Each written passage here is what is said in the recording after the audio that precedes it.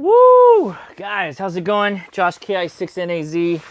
Just got back from camping, and I know that I tried to do a live stream on the gear that I was bringing out, both my camping gear and then all my studio and radio gear, in addition to what you might need to go backpacking. So that's what the video is going to be about today. Lots to unpack today, literally.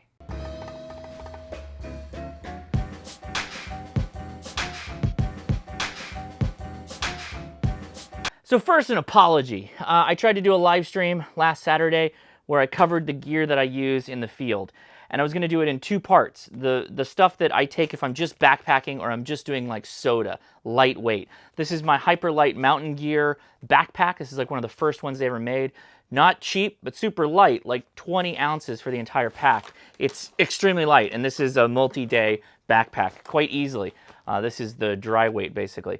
And then my do-it-all studio on the go, antennas coming out everywhere. This is my Peak Design Traveler bag. So we're going to start by breaking down what we've got inside the backpacking gear and then in the Peak Design gear. I will say right up front, I'm not affiliated with just about anything, although I will have links to my Amazon A store in case you'd like to buy from there. You know, if it saves you some time, also get a little bit of a kickback because I am an Amazon associate or affiliate, depending on how you want to call it. I am, however, an affiliate with Peak Design. Peak Design, I've used Peak Design well before the Ham Radio Crash Course was a thing. Absolutely love their products, so I will talk a little bit about that as well. And then also, there was a lot of extra stuff I brought that's behind me we'll talk about too. So first, the Hyperlight Mountain Gear. I bought this bag many years ago, 5+ years ago, if not more. It is the gear hauler bag that they called it at the time. They now have many more bags that work through multiple different sizes. This is a 30-liter option. And I will link in the description to Hyperlight Mountain Gear. Very good stuff, very expensive stuff, so just be forewarned. A lot of the gear that I'm going to be talking about in this bag ain't cheap, and there's a reason for it. The primary reason is when you're huffing out all this stuff, humping out all this gear, it's really heavy if you carry, Walmart car camper gear out into the field on your back. It weighs you down really quick. And then if you factor in a battery and your radio and your antenna, it adds up fast. So right out in front, I've got a cheap pair of, these are Red Guru trekking poles that I purchased off of Amazon. There's really not much you can say about it. I'll show you one of them, but this is integral for two reasons. One, these are great for me. I have bad knees. I had an ACL replacement back in 2007, and so a day on my feet, it helps a lot if I can distribute that weight with my trekking poles. So trekking poles are highly recommended if you consider that's something valuable to you. These are great though because you basically just take them and you stretch this out, and that's it. Pole done, and these are adjustable. Now, the key part about these poles make up the poles to my tent. I use what they call a frameless, single-walled tent, and these poles are absolutely vital to making that work. All right, on the other side of this bag, we have a tent. This is the tent that I mentioned. This is the Gossamer Gear DCF2. This is a 20-ounce tent. This thing is super, super lightweight, and is exactly, it literally is like the thinnest material on earth. You look like you're going to rip it, but it's much stronger than that. So it's a DCF tent, which means it's a Dyneema composite fabric. It's a brother to, well, it's actually the same material as what's the bag my backpack is made out of. This is much thicker, though. This is much thinner. That's why it's so light. Literally, 20 ounces. It's hard to imagine if you're not holding it. Very expensive, though. It's a $500 tent. So, like I said, I have a knee problem. I pack light so that I'm not carrying a bunch of weight on my knee. So I pay a little bit more. You don't have to if you don't mind hoofing it. So keep that in mind. Now, I was packing up as we were leaving, so I just got things kind of ramshackled in here. This is not how I would deploy this necessarily, but the outside of this bag has so many great mesh pouches that are really big, so I just shove stuff in there a lot of times. Sawyer water filter. This is the Sawyer Mini. This is wrapped with two bottles. One bottle is going to be your dirty bottle. The other bottle is going to be your clean bottle. You can fill this up out of a stream or some body of water, run it through the filter into the clean bottle, and you drink out of that. Pretty straightforward. People ask me, why, Josh, do you like the Sawyers more than the Life Straws? Life Straws have a limited amount of gallons of water. They both do, but Life Straws are considerably less. I think it's either 100 or 1,000 gallons. The Sawyers, on the other hand, are good for 100,000 gallons of water. And I believe it actually goes a little bit finer with the micron filtration that it can achieve. The downside of the Sawyer is that you need to back flush it occasionally.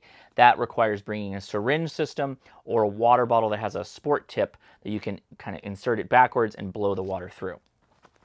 One of my most important things that I take, regardless of if I'm camping or it's just a day hike, is a buff. This is a merino wool buff. I have multiple different buffs. This goes over your head as a headband or around your neck. Keeps you warm. Goes over your face entirely. I sleep with these, so I just put it over my head like that to cover my eyes because I like to sleep in darkness. Don't go anywhere without a buff. I would argue that it has a place in your everyday wardrobe if you can swing it. These are a pair of Burton gloves, nothing too fleece-lined gloves with the little tech finger tip and a bit of texture. These I only bring when it's cold, otherwise I have another pair of gloves. Headlamp. I'm putting this here because you should have a headlamp, but I am done with this one. This is the BioLite headlamp. I think I've had this for maybe a year, and it's all stretched out and not good. Performance of the headlamp is great. Adjusting this thing is a royal pain in the butt, though. So I would not recommend BioLite, but for the headlamp. I would recommend you do have a headlamp, though. Luci Lantern. I cannot say enough things about this. This is the mini, very lightweight. I use this in my tent. I use this when I'm doing video work. You've often seen this as some kind of external light. Well, you've seen the light on me. You haven't seen it. It's an inflatable, solar-powered lantern. Very lightweight. Like I said, it kind of goes with any bag I'm using. And I have a small S-beaner on it just so I can hang it. Patent pending. K5 ATA. Good Game Bees. Good Game Ham Radio, not Good Game Bees. Good Game Ham Radio, sorry. Beanie, he sent me this. I did wear this at night when it got cold. Now, normally I have like a food bag because we were cooking in the camp and we brought extra food, lots of food, more than enough food. I only have a couple of things. I usually bring some kind of like hydration tabs. Doesn't matter the brand. I don't have a preferred brand. Whenever I'm at REI or anywhere that sells them, like a Whole Foods or something like that, I'll pick up something just to try it in case I fall in love with a certain brand. I do like RX bars though. Don't know why. In fact, these are kind of rough if it's hot. The chocolate ones in particular will melt and they'll get everywhere. Don't care. These ones are really simple. It's like 3 egg whites, 14 peanuts, 2 dates, and no BS. This one's really good. The peanut butter chocolate. And coconut chocolate, same kind of thing. They're just food bars. They last a long time. You don't have to eat them if you don't like them. You pick what you want. Backup aluminum stake. This is the stake that I use on one of the poles to guy it out. This one seems to be the best. It's the larger one. That's why it stays outside the pack and not with the tent, because the tent has a small little pouch. This one is just an extra one. I don't need to use it unless it's windy. All right, these I do use. These are sun or UV protectant fingerless gloves. I will use these when I get to the summit. If I'm activating soda, I will have a full sleeve on. Usually it's this guy, which is right here. This is just an old North Face, I think, zip-up fleece zippy hoodie thing. Got it at REI years and years ago. I'll usually cover my whole body. I don't really try to use sunblock, although I do just because I burn really badly. And sometimes it's cold, and so these are nice. So I do leave these forever kind of just on this bottom pouch. So that's the outside. Oh, I do have a small microfiber towel as well. There are 2 belt pouches, hip belt pouches. This is a Z-Packs toothbrush kit. Doesn't have to go there. In fact, it goes in the ditty bag normally. And the ditty bag is just like personal necessities, personal gear, personal stuff that you'd bring. And this is just more food, more of those RX bars. Okay, going inside here, which is what you really care about, right? This is a roll top. This is just a roll top backpack. rolls open here. It's Velcro shut. It's water resistant, not waterproof, because the Dyneema is a little odd when it comes to waterproofing. You probably know what's going to be in there, so I'll leave that there for a second. And I'll flip this guy around. Okay, this is my Patagonia puffer jacket. It is the Nano, no, it's not the Nano, Micro Puff. Is it the Micro Puff? I don't know, we'll find out. Okay, I don't know what this is, but it's a Patagonia puffer jacket. It is a down jacket.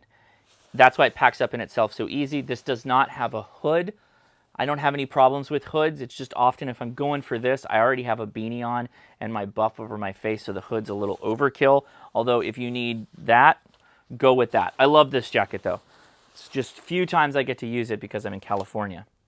Okay, you probably know what's in here, just given the shape of it. It's the heaviest thing in my pack, no question. One of the reasons why I guess I weighed everything down is this is my 705.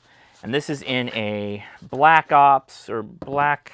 I'll figure out what this is and post it in the link in the description. It's off of Amazon. It's a hydration pouch. It's a Molly hydration pouch with a side pocket. And the side pocket works really, really well for your power cable, if you're bringing an external battery for your 705, and your mic. And so that's what we've got right here. So that just is a no-brainer. I bring that with me. That's the radio. That's it. Because oftentimes, at least the last couple of trips I've gone on, particularly when I'm not really hiking and I'm not going to be pulling at an HT until I get to my location and get set up, I've found that I can just run this. And so that's what I've been doing. I've just been running the 705, no HT. So I just use that for 2 meters and 70 centimeters when I get to the location that I want to be at. Blackhawk. Cheapy Blackhawk hydration pouch. That's it. Okay, Thermarest Neo Air Uber Light mattress. This is an air mattress. It's extremely lightweight, also not cheap. I have two of these. I have a Thermarest that's a bit heavier. It has a higher R value, and that R value is what's going to give you that radiant kind of barrier with the ground, keep you a bit warmer. This doesn't have much of a R value to it. So if you're going to a colder climate, probably skip the Neo Air. Also, there have been people that have really complained about this one for its ability to just develop holes and then be a big pain in the butt. So you may want to skip this. Also not cheap. Continuing right along, another Thermarest item. Now this item is extremely personal. This is a pillow. This is the Airhead pillow. It is great for me, but you are totally going to be your own person when it comes to pillows. I happen to be I like them. I don't like to carry something big and bulky, so I go with an inflatable. These inflatable pillows are sometimes hard to remove from their stuff sack, but they work really well for me. This one has a cotton soft exterior, and they blow up, you know, about this size. It's kidney shaped, kind of goes, just gets in between your shoulders and your neck there. Works great with the air mattress pad or the air pad that I use. Your mileage will vary. I've used stuff sacks shoved with clothes inside. I've used a bag of like Ziploc bag that you blow up. Those are tough, by the way, because they always deflate on you. Wrapped in like a sweater or something like that. I've used everything in the field, being a Boy Scout and then going out camping when I got older. Totally up to you on what you want to use there, and I would recommend you take your time with it. I'm not going to get into this. This is dirty clothes, but this is a Peak Design clothing stuff sack, and the reason why I use these little pouches for putting clothes in is they're compressible. So you load your clothes up in them. There's actually quite a lot of clothes in here. And then you take it and you zip it down to get to a better pack size is basically what you're doing with that. These have great capability whether you're traveling for business travel or you're traveling in a backpack situation. This one's pretty light. That's generally why I use it with the backpack. And the advantage of this guy is it's got two pull tabs that you can just yank it and pull everything open, and that's my underwear. So we'll go ahead and wash that stuff because I just got back from camping and it stinks. All right, some of the last items in here. This is also a very light item. This is my Enlightened Gear quilt. So some of you may hear about quilts for the first time. This is not a sleeping bag. This is a quilt. So what makes it different than a sleeping bag is a sleeping bag covers you all the way around your body. A quilt only really covers your feet to about 2 feet, foot and a half to 2 feet. You put your feet in here in the foot box, which is ties down. It's got drawstrings, so you can make this just one big blanket if you wanted to. And then the other half of it is just open, and it kind of drapes over the top of you. This one is nice that about another foot and a half up, there are clips that you can clip it together and get a little bit more coverage around your body. I use this when it's cold. This is a 20-degree quilt, and it is overstuffed. I paid a little bit of extra money to get it overstuffed. Yeah, so this is Enlightened equipment. Don't remember the exact model of quilt that this is. They only have a few. This one has been great. I've used this 4 times in the field, dipping down to the 30s, and I was always warm, so warm, and I always do have clothes on underneath. By the way, backpacking stuff is largely rated for you to wear clothes when you sleep. You don't just go down to your underwear or naked or whatever and then get in the sack with it. You could, but you're going to have to raise that temperature a bit that this is going to be effective in. I love this thing. This is one of my favorite pieces of gear that I bought. I bought this back in the beginning of 2020, and it's been really, really nice. I've used it in multiple situations. I've taken it when I went just on vacation. Because it's so light and packs up so small, I just bring it along with me. And last item, down at the bottom, of course, you got to have your soda flag. Where is it? There it is. There's your soda flag. That goes off of the my mast that I'm running with or whatever. So this is a modular system with all this stuff. You're only going to take the gear that you need given the trip you're going on. If it's a day trip, bring your 10 essentials, bring your shelter, bring whatever, you know, maybe a bivy sack or emergency bivy sack, something like that. You notice there was no cook kit in here. There's always a cook kit in here normally, even when I'm doing just a day trip to warm up coffee when I get to the summit. I've mentioned I always like to just have something warm to drink. No cook kit this time because we had a ton of other cook equipment that we packed in the car and brought out. So that's why I have it like that. Well, we're 20 minutes in on this one, and we still got like another 20 minutes to go. So we're going to wrap it up here, and I'm going to catch up with you again. We're going to do another video where we go through the portable studio bag, which is that Peak Design traveler bag. A lot of fun stuff in there. And this is going to be a little bit more centric on video creation. So for those of you that are into that kind of thing, make sure you subscribe, click that like button, and I'll talk to you again soon. Thanks a lot. See ya.